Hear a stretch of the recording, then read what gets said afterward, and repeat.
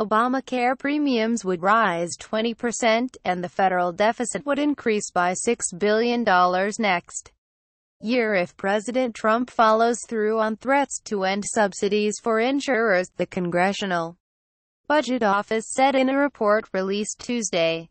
A White House spokesman dismissed the projections as flawed and said no final decisions have been made on ending what are known as cost-sharing subsidies. The president has threatened to end the bailouts for insurance companies if Congress doesn't pass healthcare legislation repealing former President Barack Obama's 2010 law.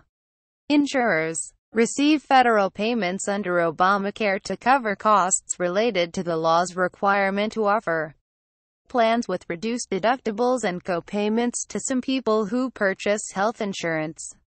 The CBO said premiums for plans offered through the Obamacare marketplaces would be 20% higher in 2018 and 25% higher in 2020 if the payments are scrapped. The federal deficit would increase $6 billion in 2018, $21 billion in 2020 and $26 billion in 2026, it said. The report also said the number of uninsured people would be slightly higher in 2018 but slightly lower in 2020.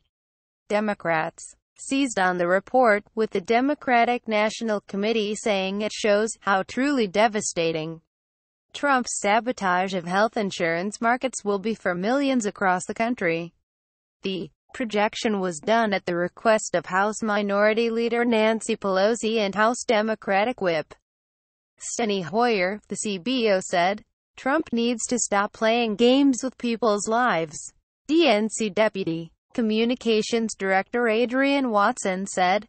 The White House, however, not only challenged the report but argued premiums are rising regardless of the insurance subsidies. Regardless of what this flawed report says, Obamacare will continue to fail with or without a federal bailout, said Ninio Fetalvo, a White House spokesman. Premiums are accelerating, enrollment is declining, and millions are seeing their options dwindling. This disastrous law has devastated the middle class and must be repealed and replaced. Senate Republicans have repeatedly tried, but failed, to pass legislation that eliminates or overhauls Obama's healthcare law.